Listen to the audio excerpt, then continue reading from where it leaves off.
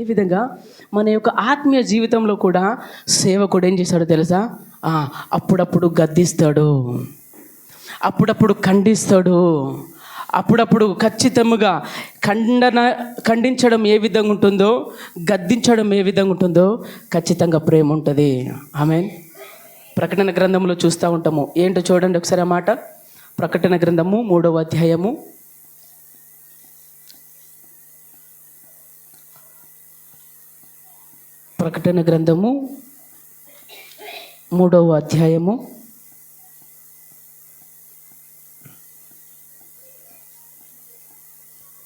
19వ వచనం చదవండి ఒకసారి. నేను ప్రేమించు వారందరినీ గద్దించి శిక్షించుచున్నాను గనుక నువ్వు ఆసక్తి కలిగి మారు మనసు పొందుము. ప్రేమిని వెళ్ళరా, ఇప్పుడు నా కొడుకుని నేను ప్రేమిస్తున్నాను కాబట్టి నేను గద్దించిన. ప్రేమించకపోతే గద్దిస్తానా? వాని సావు వాడు దత్తాడు, వాని బాధలో వాడు పడతాడు కదా. మరి దేవుని యొక్క సన్నిధానంలో ఆ వాక్యాన్ని మనము ఎందుకు తీసుకోకూడదు? సేవకుడు ప్రేమను వెళ్ళరు. గమనించండి ఈ మాటలలో, నేను ప్రేమించు వారందరినీ గద్దించి శిక్షించుచున్నాను అని ఇక్కడ మనము లేఖనాల్లో మనము చూస్తూ ఉన్నాం కదా. ఎవరు? దేవాతి దేవుడు ఎవరినైతే ప్రేమిస్తున్నాడో వారినే గద్దిస్తాడు. నువ్వు తప్పు, నువ్వు చేసేది పొరపాటు, నువ్వు చేసేది కరెక్ట్ కాదు, నువ్వు చేసేది అది అవాస్తవము, అది కరెక్ట్ కాదు, అది అబద్ధము, నువ్వు ఆ వైపు వెళ్ళకు, నువ్వు ఈ వైపు వెళ్ళకు. ఎందుకు వెళ్ళొద్దంటే నేను గద్దిస్తూ ఉన్నాడు. ఎందుకు గద్దిస్తున్నాడు తెలుసా? నేను ప్రేమిస్తున్నాడు కాబట్టి. హల్లెలూయా. ఈ మాటలు నేను ఎందుకు చెప్తున్నాను తెలుసా? లూకాసు వార్తలలో మనము చూస్తూ ఉన్నాము. లూకాసు వార్త 16వ అధ్యాయము 19వ వచనములలో మనం గమనిస్తూ ఉన్నాము. చదవండి ఒకసారి మాట.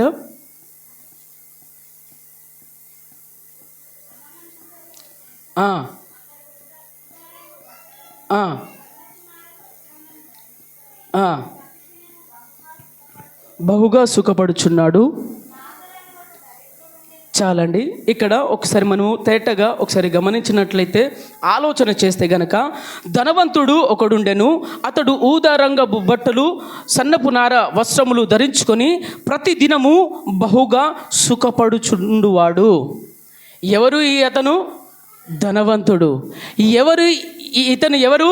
డబ్బు కలిగినటువంటి వ్యక్తి. ఎవరో తెలుసా? కోటీశ్వరుడు. ఈయన కోటేశ్వరుడు కాబట్టి ఎప్పుడన్నా చూసారా? చాలా మంచి ఆఫీసర్లను ఏం చేస్తారు తెలుసా? మంచి మంచి నార బట్టలు వేసుకుంటారు, చక్కటి తెల్లటి అంగీలతోటి. వారు చూస్తేనే చక్కగా కనిపిస్తారు. చూస్తారా? ఎప్పుడన్నా గమనించారా? ఖచ్చితంగా మనలలో కూడా మనం చూస్తూ ఉంటాము, చాలా చక్కగా కనిపిస్తూ ఉంటారు. అదేవిధంగా ఇక్కడ ధనవంతుడు ఒకడున్నాడు. అతను ఊదరంగ బట్టలు వేసుకున్నాడు. అయితే ప్రతిదినము బహుగా సుఖపడుచున్నాడు. ఏంటండి?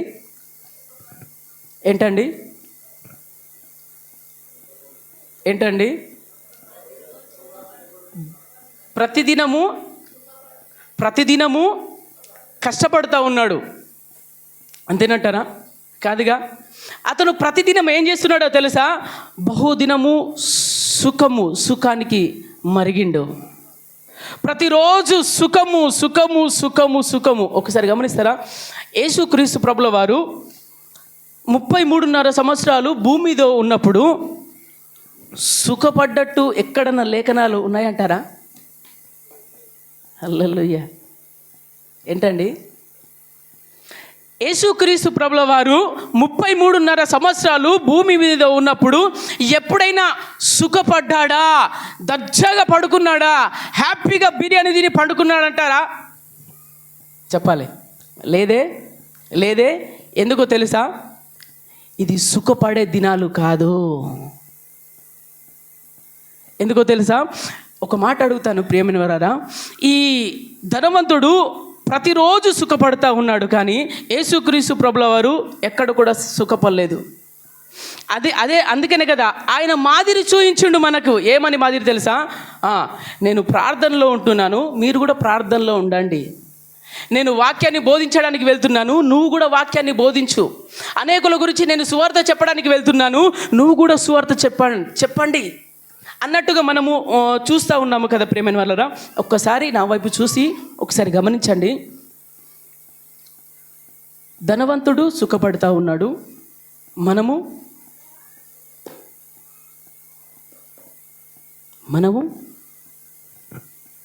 అందరం ఇవే నేను తిని దజ్జాగా బిర్యానీ తిని మటన్ తిని నేను ఉంటున్నానా? మనమందరం కలిసి బిర్యానీలు తిని దజ్జాగా ఉంటున్నామా? సుఖపడుతున్నామా? కష్టపడుతున్నామా? ఒకసారి చెప్పండి, యథార్థంగా చెప్పండి ప్రియమైన వాళ్ళరా, యథార్థంగా ఒప్పుకోండి.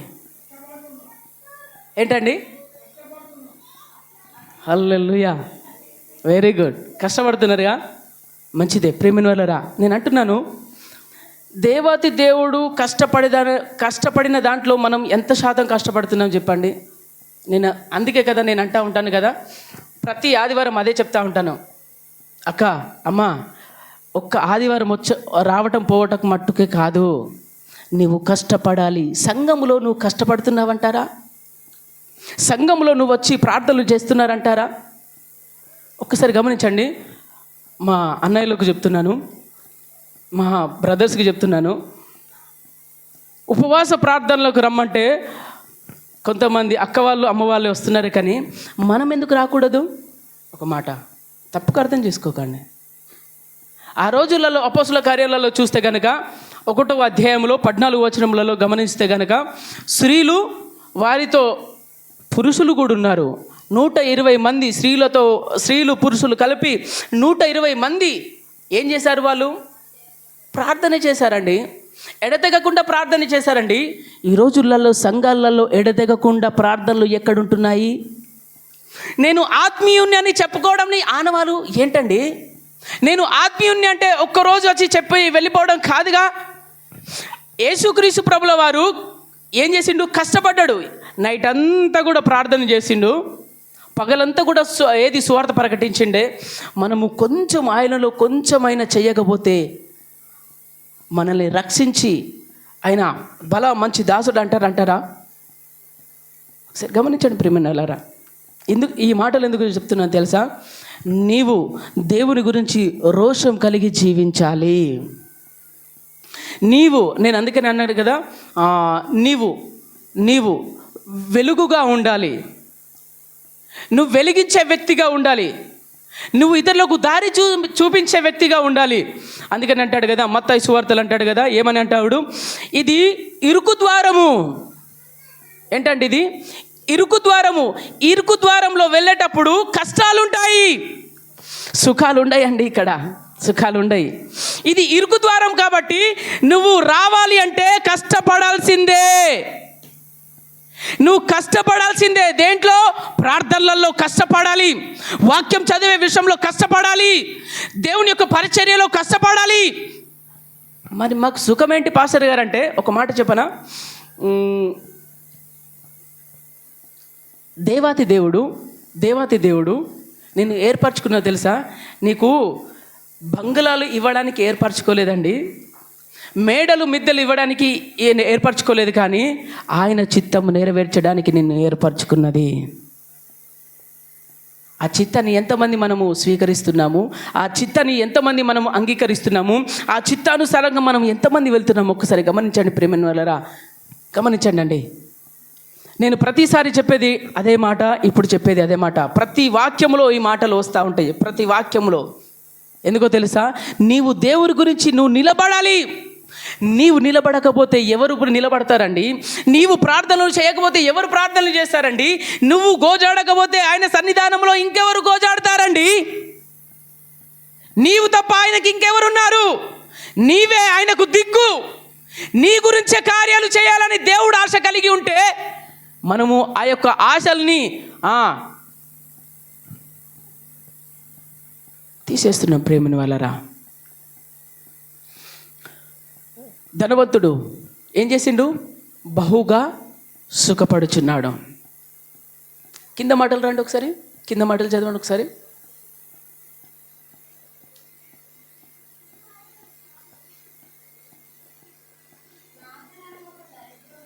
ఉమ్.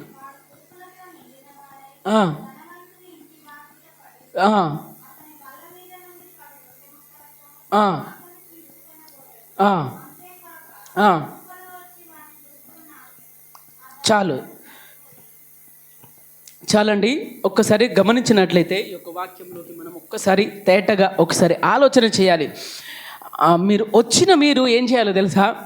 దీంట్లో ఉన్నటువంటి మర్మాన్ని, దీంట్లో ఉన్నటువంటి సారాన్ని మీరు అంగీకరించాలి. సారం ఖచ్చితంగా అవసరం. సారం ఏం చేస్తుందో తెలుసా? మన ఆత్మకు నెమ్మదినిస్తుంది. ఆ సారం నువ్వు పొందుకోకుండా వెళ్ళిపోతే ఏ విధంగా ఉంటుంది?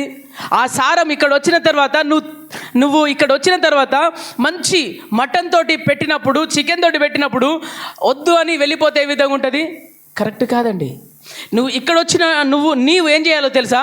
నువ్వు ఆత్మ బలము పొందుకొని నువ్వు బయలుదేరాలి. ప్రేమైన వాళ్ళని గమనించండి. అందుకని అంటాడు కదా, ఈ యొక్క లాజరు అను ఒక దరిద్రుడు ఉండెను, వాడు కురుపులతో నిండిన వాడై ధనవంతుని ఇంటి వాకిట పడి ఉన్నాడు. ఈ ఎవరయ్యా వీరు?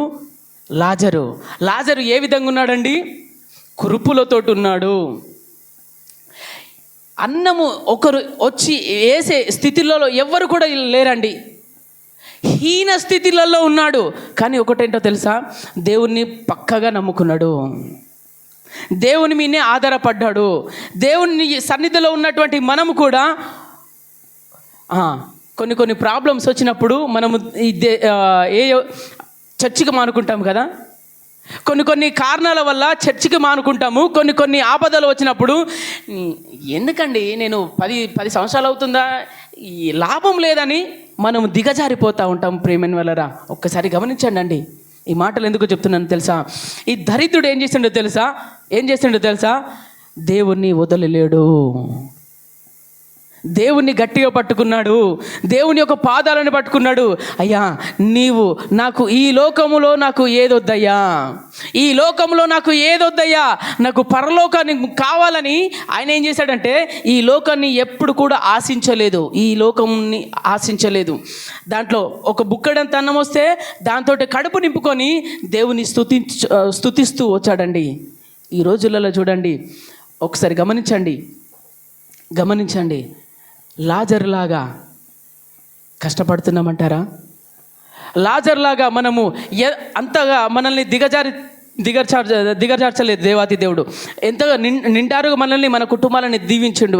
ప్రేమైన వాళ్ళరా, అంతగా దీవించినటువంటి నీవు ఇంకా ఎంతగా కృతజ్ఞత కలిగి ఉండాలి. ఒకటి ఆయన ఏం చేసిండు? ఈ లోకాన్ని చూసుకోలేదు. మనం ఇక్కడ కూడుకున్నాం అందరం ఎందుకు? ఇక్కడ వచ్చినటువంటి మనం అందరం దేనికి వచ్చినాము? ఈ లోకాన్ని చూడనీక, ఈ లోక ఆశలని చూడనీక, ఈ లోకాన్ని ఘనతలు చూడనీక కాదే. దేని గురించి వచ్చాము? ఈ లోక ఆశలని పక్కకు పెట్టి మన కుటుంబీకులను అందరినీ కూడా పక్కకు వదిలేసి దేవుని గురించి బ్రతుకుతూ ఉన్నామండి. ప్రేమైన వాళ్ళారా, గమనించండి. నీవు లాజరులాగా నువ్వు నిలబడాలి.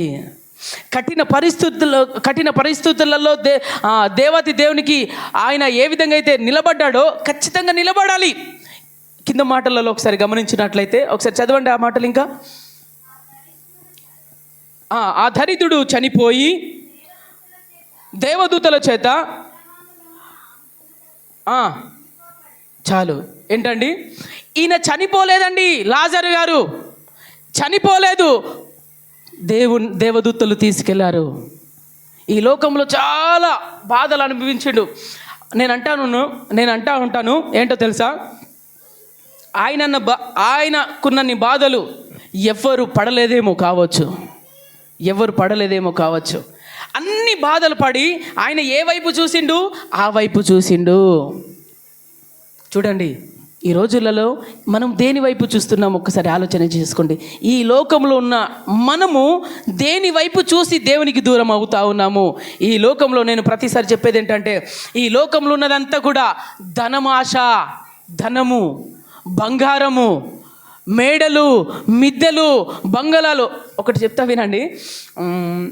ఒకరికి దేవుడు ఆశీర్వదించిండు, ఒక స్కూటీ ఇచ్చిండు, ఒక బైక్ ఇచ్చిండు. ఆయన ఆశ తీరుతుందంటారా? తీరుతుందాక? తీరదు. ఏం చేస్తాడు? ఇంకా కారు కావాలంటాడు. కారు అయిన తర్వాత చెప్పండి, ఉన్నాయిగా ఇంకా ఏంటండి? హల్లెలూయా. విమానము.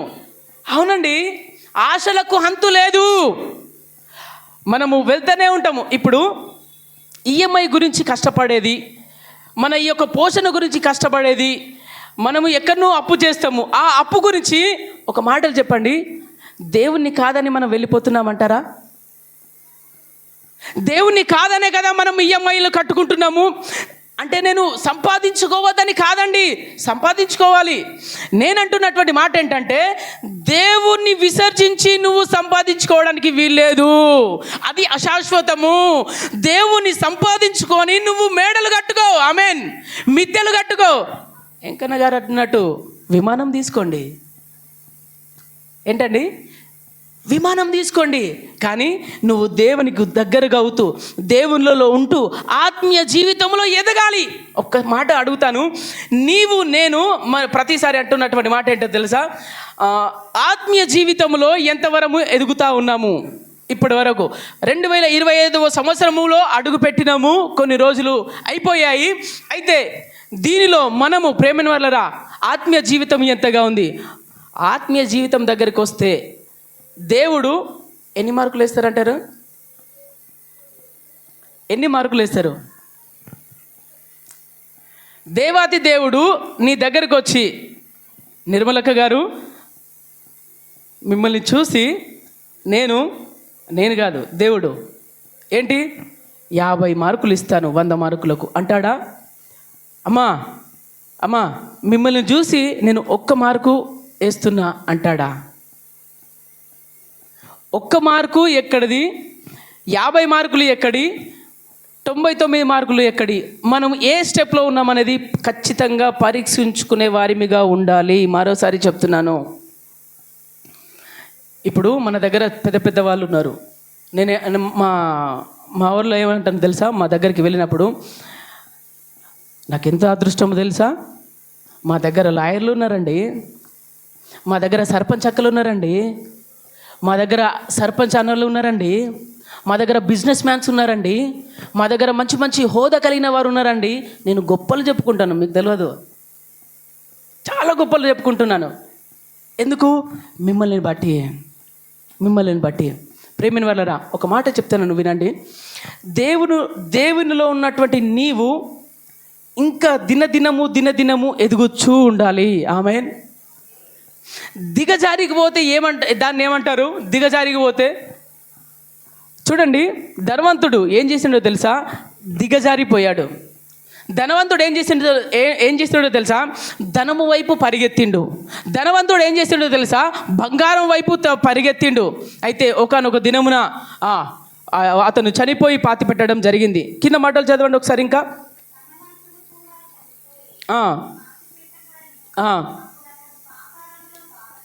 బాధపడుచు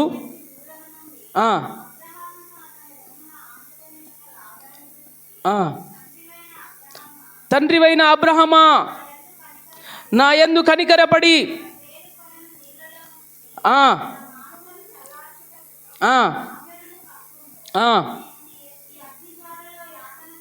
ఈ అగ్ని జ్వాలలలో యాతన పడుచున్నానని కేకలు వేసి చెప్పెను. ఇది ఎప్పుడండి జరిగింది సంఘటన? హల్లెలూయా. ఎప్పుడు జరిగింది ఇది? చనిపోయిన తర్వాత. మరోసారి చెప్తున్నా, మీ అందరి మీద ప్రేమ ఉన్నది అక్క, మీ అందరి మీద ఆ ప్రేమని బట్టే నేను చెప్తున్నాను. ఈ లోకం అశాశ్వతము, ఒక లోకం ఉన్నది. ఆ లోకం వైపు మనము చూద్దాము. లాజరు చనిపోయాడు, ధనవంతుడు చనిపోయిన తర్వాత అంటున్నటువంటి మాట ఏంటంటే తెలుసా? తండ్రివైన అబ్రహమా, నా యందు కనికర పడి తన వ్రేలి కొనను నీళ్ళలో ముంచి నా నాలుకను చల్లార్చుటకు లాజరును పంపుము, నేను ఈ అగ్ని జ్వాలలలో యాతన పడుచున్నానని కేకలు వేస్తూ ఉన్నారండి. ఈ రోజులలో ప్రేమను వలరా ఈ లోకంలో చూస్తే గనక, ఈ లోకపు ఆశలు చూస్తే గనక ఒకానొక దినమున యాతనలు పడే సమయం వస్తుంది. ఈ లోకం వైపు మనం పరుగెత్తుతా ఉంటే ఒకానొక దినమున యాతన పడే సంఘటనలు జరుగుతాయి. అప్పుడు అంటాము, అయ్యో యేసయ్యా నేను కొంచెం పొరపాటు చేసినా ఒకసారి క్షమించండి అయ్యా అంటే, నీకు నాకు చాలా దూరము, నీకు నాకు చాలా దూరము. ఇంకా నువ్వు ఉన్నప్పుడే సరి చేసుకోవాలి తప్ప మనం పోయిన తర్వాత సరి చేసుకుంటామంటారా? లేదు. పాస్టర్ గారు మరి అసలు నిజంగా నరకం ఉన్నదా అంటే గనక ఖచ్చితంగా నరకం ఉన్నది. దేవాది దేవుడు అంటున్నటువంటి మాటలు మరి ఎట్లా చెప్పగలుగుతారంటే, అక్కడికి వెళ్ళిన తర్వాత కొంతమంది క్వశ్చన్స్ అడుగుతూ ఉంటారు. అక్కడికి వెళ్ళిన తర్వాత ఏంటి, చచ్చిపోతాం కదా, చచ్చిపోయిన తర్వాత నేను అక్కడ అగ్నిలో అయితే నాకు నొప్పి తలగదు కదా అంటూ ఉంటారు కదా. ఒకసారి గమనించండి, నిన్ను ఇట్లా కొట్టినప్పుడు అది కనబడుతుంది అంటారా? నొప్పి కనబడుతుందా?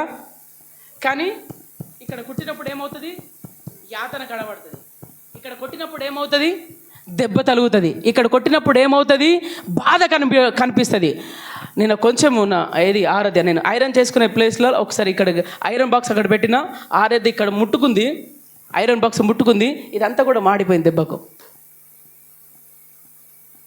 లోపల బయటనే మాడిపోతే ఇంకా లోపల ప్రేమిన వాళ్ళు గమనించండి, అక్కడ కూడా ఆ విధంగా జరుగుతూ ఉంటుంది. మనకు అది కనబడదు, అక్కడ కనబడదు.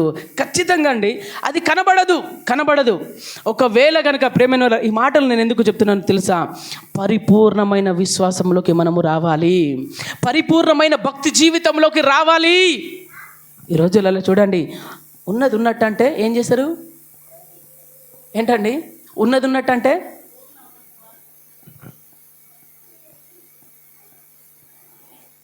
నాకేంటండి బాధ, మీరు ఎటు పోతే నాకేంటి, నువ్వు నరకానికి పోతే నాకేంటి అని నేను వదిలేయన్నట్రా?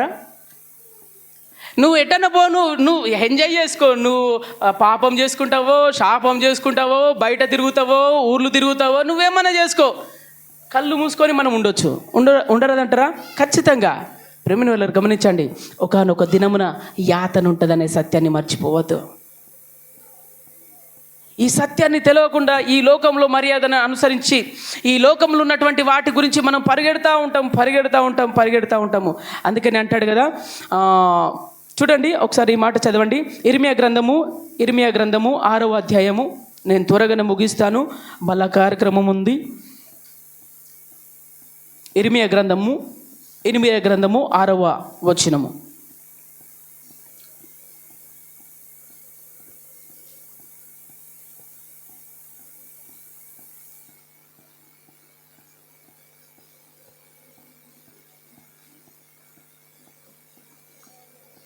తీసారా? ఇర్మియా ఎక్కడ ఉంటుంది? కుడి వైపు ఉంటుందా ఎడమ వైపు ఉంటుందా? ఎడమ వైపు ఉంటుంది. తీయండి. ఇప్పుడు చెప్పలేదా? 8వ అధ్యాయం 6వ వచనం.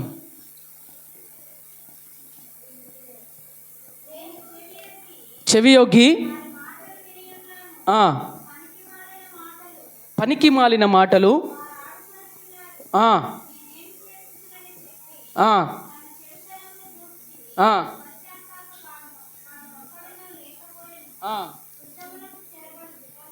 యుద్ధముకు చెరబడు గుర్రము వలె ప్రతివాడును తనకిష్టమైన మార్గమును తిరుగుచున్నాడు. చాలండి, గమనించండి ప్రేమను వెళ్ళరా, ప్రతివాడును తనకిష్టమైన మార్గమునకు తిరుగుచున్నాడని మనము లేఖనాలలో చూస్తూ ఉన్నాము.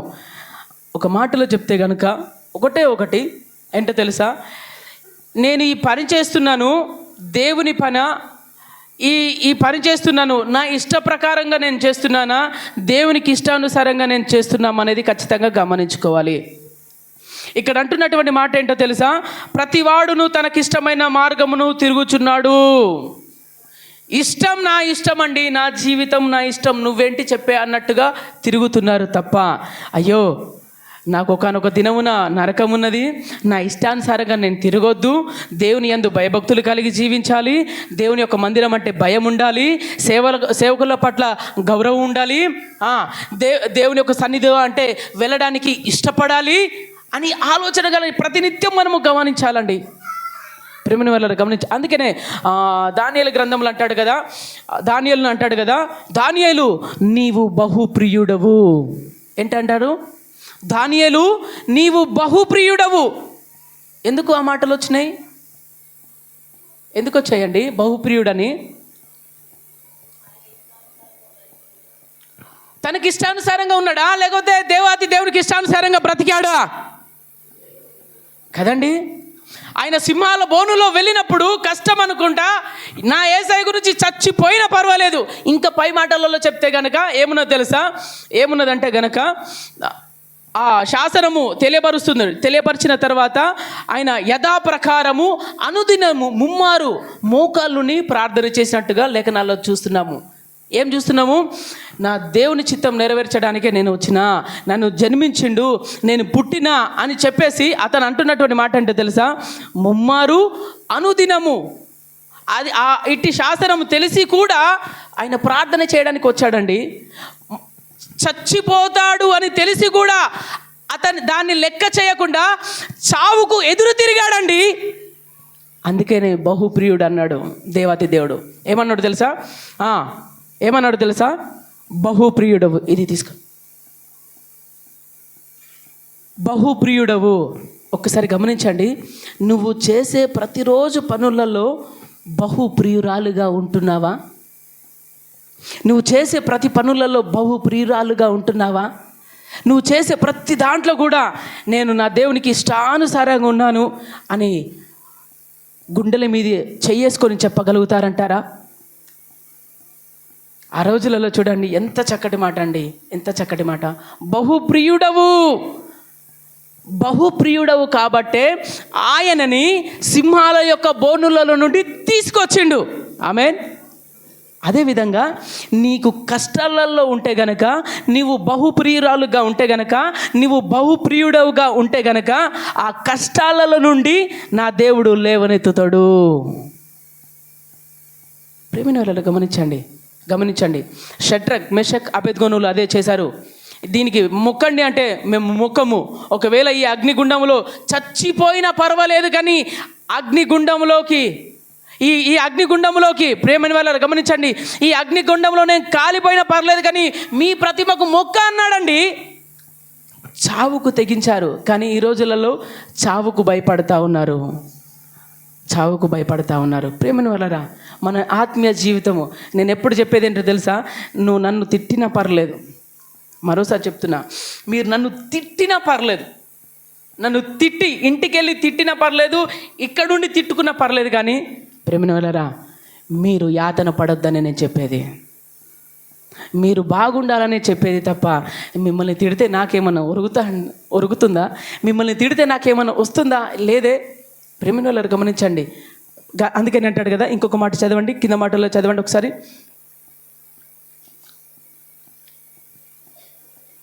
చదవండి, నేను త్వరగా ముగిస్తాను. ఇంకా అదే లూకా సువార్త 16వ అధ్యాయము 25 వచనము.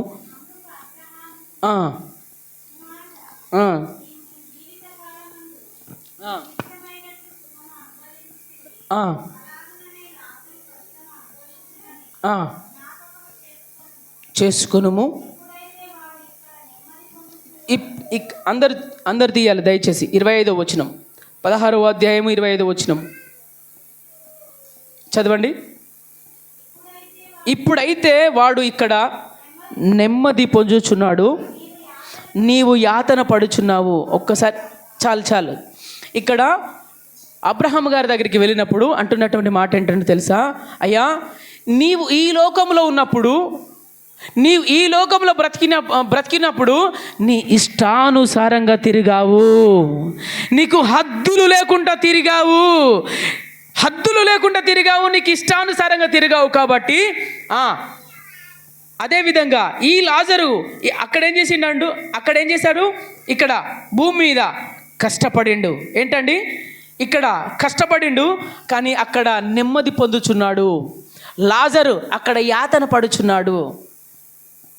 ప్రేమని వాళ్ళని గమనించండి.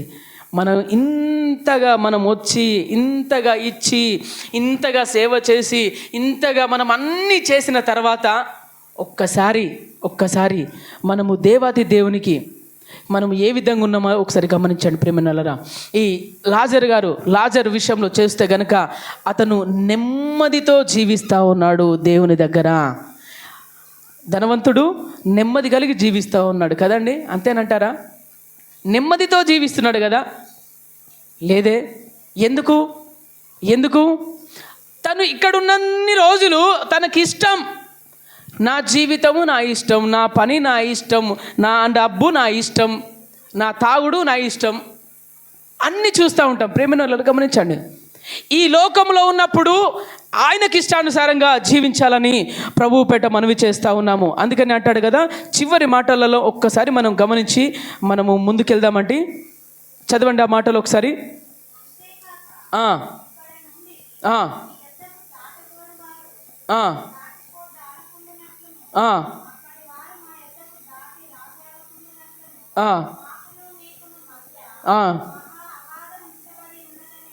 అవును.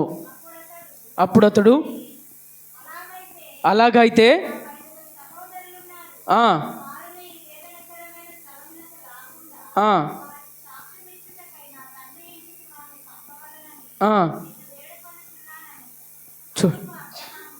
అందుకు అబ్రహాము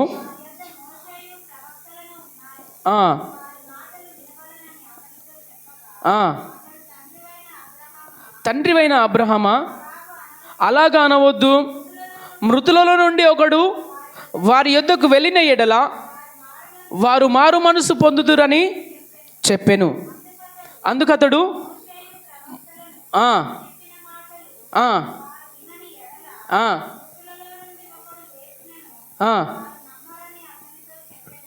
హల్లెలూయా.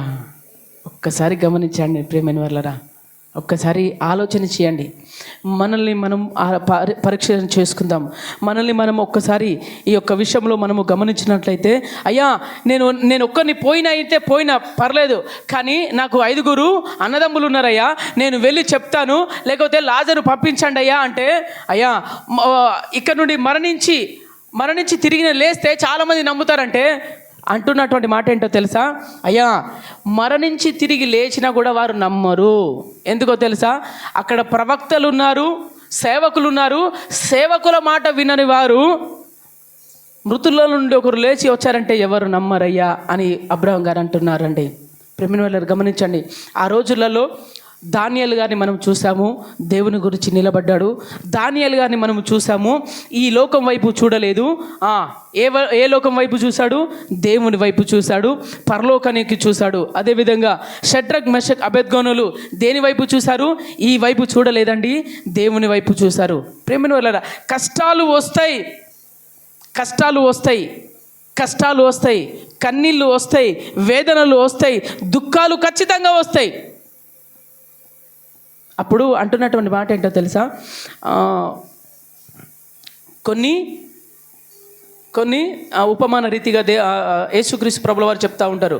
కొన్ని త్రోవ పక్కకు పడ్డాయి, కొన్ని ముళ్ళ పొదలలో పడ్డాయి, కొన్ని మంచి నెలలో పడ్డాయి అని మనము చూస్తూ ఉంటాము. అయితే కొన్ని ఏం జరిగినాయి అంటే, ముళ్ళ పొదలలో కావచ్చు, లేకపోతే గచ్చ పొదలలో కావచ్చు, పడిన ఏం జరిగినాయి అంటే, కొన్ని రోజులైన తర్వాత కష్టం వస్తుంది. వాళ్ళకు విన్న వాక్యము కొన్ని రోజులైన తర్వాత కష్టం వస్తుంది. ఆ కష్టము రాగానే ముళ్ళ పొదలలో ఉన్నది కాబట్టి, కష్టాలు వచ్చాయి కాబట్టి, కష్టాల నుండి ఏం చేస్తాడు తెలుసా? పక్కకి దేవాతి దేవుని వదిలేసి వెళ్ళిపోతాడు. ఆ వాక్యము ఫలింపలేదు. కానీ ఎప్పుడైతే మంచి నేలలో నాటబడుతుందో, పడిపోతుందో, అప్పుడు ఏం చేస్తుందో తెలుసా? 100 ఆ మొక్క దీవించబడుతుంది. అదేవిధంగా మన యొక్క ఆత్మీయ జీవితంలో కూడా ఈ యొక్క చెప్పేటువంటి వాక్యము వృధాగా పోవడానికి వీల్లేదు. ఏం చేయాలో తెలుసా? మంచి నేలలో పట్టినటువంటి విత్తనంలాగా నీవు ఆ విధంగా స్వీకరించుకోవాలి. ఇప్పుడు నేను ఒక మాట చెప్తాను. ఏంటో తెలుసా?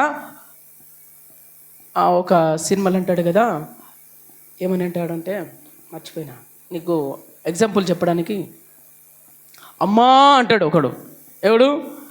అమ్మా అని ఒకరు అంటారు, అమ్మా అని ఒకరు అంటారు కదా. దానికి దీనికి వ్యత్యాసం ఏ విధంగా ఉన్నది? అమ్మ అనడానికి వ్యత్యాసం ఉండదంటారా? ఖచ్చితంగా వ్యత్యాసం ఉంటుందండి. ప్రేమిన వల్లరా, దేవుని యొక్క విషయంలో కూడా నీవు నేను వచ్చినటువంటి మనం అందరం కూడా మనం చాలామంది అంటూ ఉంటాము, ఏంటని నేను భక్తి పరునండి, నేను భక్తి జీవితంలో నేను ఎదుగుతున్నానండి, నేను భక్తిలో ఉన్నానండి, దేవుని నమ్ముకున్నానండి అంటే చాలామంది అనుకుంటూ ఉంటారు కదా. అయితే పొరపాటు. ఏంటో పొరపాటు తెలుసా? నీవు భక్తి జీవితంలో ఉన్నటువంటి నీవు దేవుని యొక్క సన్నిధానానికి ఎందుకు రావట్లేదు? మరి ఇంకా భక్తి పరునిగా నువ్వు ఉన్నటువంటి నీవు ఉపవాస ప్రార్థనలోకి ఎందుకు రావట్లేదు? ఇంకా భక్తి జీవితంలో ఈ లోకాన్ని అంతటిని వదిలేసావు కదా, ఈ లోకాన్ని వైపు నువ్వు ఎందుకు చూస్తున్నావు? చూడవే, భక్తి పరుణమైతే మనం చూడం కదా. ప్రేమిన వాళ్ళారు, అందుకనే గమనించండి, నీవు నేను ఈ లోకం వైపు చూడొద్దు. షడ్రక్, మెషక్, అబేద్గోనోలు ఈ లోకం వైపు చూడలేదు. దానియేలు ఈ లోకం వైపు చూడలేదు. ధనవంతుడు ఈ లోకం వైపు చూశాడు. లాజరు ఈ లోకం వైపు చూడలేదు. ప్రేమిన వాళ్ళారు, గమనించండి, ఈ లోకం వైపు చూస్తే ఒకానొక దినమున యాతన పడతాము. ఈ మాటలు మీరు ఏ విధంగా స్వీకరించుకుంటారో నాకైతే తెలియదు, కానీ నీవు నేను ఒకానొక దినమున ఆయన రొమ్ము దగ్గర, యేసుక్రీస్తు ప్రభుల వారి దగ్గర ఉండాలనేదే ఈరోజు మనం అందరినీ కూడా ఏర్పాటు చేసుకున్నది. అందరము ప్రతి ఆదివారం రావడము దాని గురించే, నెమ్మది కలిగి జీవించడానికి. హల్లెలూయా. కాబట్టి ప్రేమిన వాళ్ళ మనం అందరం కూడా కొద్ది నిమిషాలు ప్రార్థనలు ఉందాము.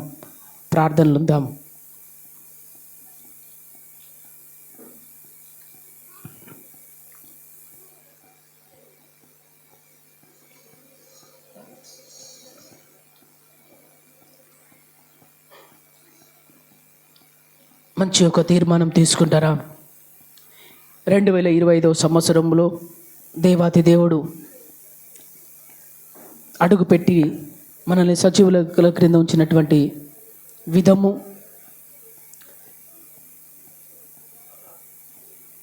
నీ దగ్గర నా దగ్గర 2 ఆప్షన్స్ ఉన్నాయి. ఈ లోకము కావాలా, పరలోకము కావాలా, నెమ్మది కావాలా, యాతన కావాలా? 2 నీ చేతులలో ఉన్నాయి. 2 యాతన పడాలన్నా నీ చేతుల్లో ఉంది, నా చేతుల్లోనే ఉంది. నెమ్మది కలగాలన్నా నీ చేతుల్లో ఉంది, నా చేతుల్లో ఉంది. ప్రేమిన వాళ్ళరా, దేవాది దేవుడు నీ గురించే కదా, యాతన నుండి తప్పించడానికే కదా ఆయన బలియాగం అయ్యాడు. యాతన నుండి తప్పించాలనే కదా ఈరోజు మనం బల్ల కార్యక్రమాన్ని జరుపుకుంటున్నాము. యాతన నుండి తప్పించాలనే కదా ఈరోజు దేవాది దేవుడు నీ గురించి చనిపోయి ఆఖరి చివరి రక్తపు బొట్టు వరకు నీ గురించి మరణించి తిరిగి లేచాడు. మరలా రానై ఉన్నటువంటి ఆ దేవునికి మనము ఈ లోకం వైపు చూస్తున్నామా?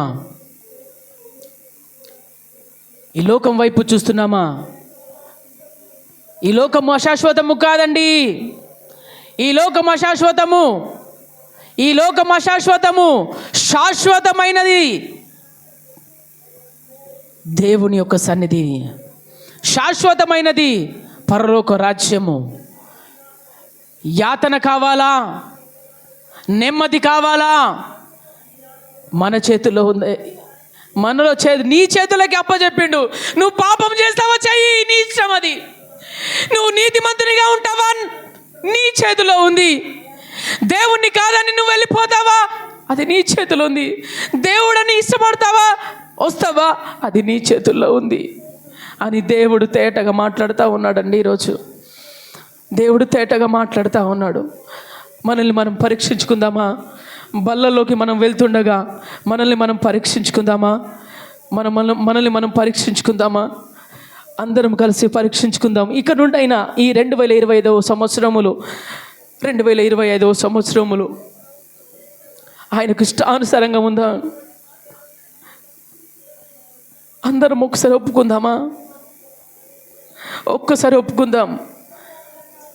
ఒప్పుకుందాం. అయ్యా, ఈ 2025 సంవత్సరంలోనైనా అయ్యా మీకు ఇష్టానుసారంగా ఉంటానయ్యా, నా ఇష్ట ప్రకారం కాదు, ధనవంతుడు తన ఇష్ట ప్రకారము నడుచుకున్నాడు. ఒకానొక దినమున యాతన పడ్డాడు. ఈ లోకం వైపు చూడొద్దండి. అందరం ప్రార్థనలో ఉందాం. అందరం కూడా ప్రార్థనలో ఉందాం. స్తోత్రం తండ్రి, నీకు వందనాలు, స్తోత్రాలు ప్రభా. ప్రార్థన చేస్తున్నాను యేసయ్యా. ఎంతగానో నా ప్రియ బిడ్డలు అయ్యా సేవకుని ప్రేమిస్తూ ఉన్నారు యేసయ్యా. సేవకునికి సహకరిస్తున్నారు యేసయ్యా. ఈ బిడ్డలను ప్రభు నీ యొక్క చేతికి అప్పచెప్తా ఉన్నాను యేసయ్యా. ఒకవేళ పడిపోతే ఒకసారి ప్రభా ఒక సేవకునిగా ఇదిగో వారి పక్షమున నేను బతిమలాడుకుంటున్నాను యేసయ్యా. ఇదిగో నైనా నీకు స్తోత్రాలు. మాలో నుండి దాటిపోవద్దేసయ్యా. తండ్రి నీకు స్తోత్రాలు చెల్లిస్తా ఉన్నాను యేసయ్యా.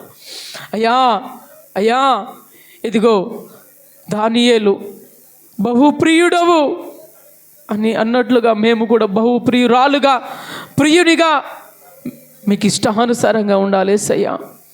తండ్రి నీకు వందనాలు అయ్యా. నీకు స్తోత్రాలు చెల్లిస్తూ మీరే సహాయము చేసి అయ్యా తద్వారా నీ నామానికి మహిమ తెచ్చుకోమని ఈ వాక్యాన్ని నా బిడ్డలందరిలో నూరంతలుగా ఈ వాక్యము ఫలింపచేయబడునుగాక. తండ్రి నీకు వందనాలయ్యా. కృతజ్ఞతాస్తుతులు చెల్లిస్తూ యేసుక్రీస్తు నామములో ప్రార్థించి స్తుతించి అడిగి వేడుకొంచున్నాము తండ్రి. ఆమేన్.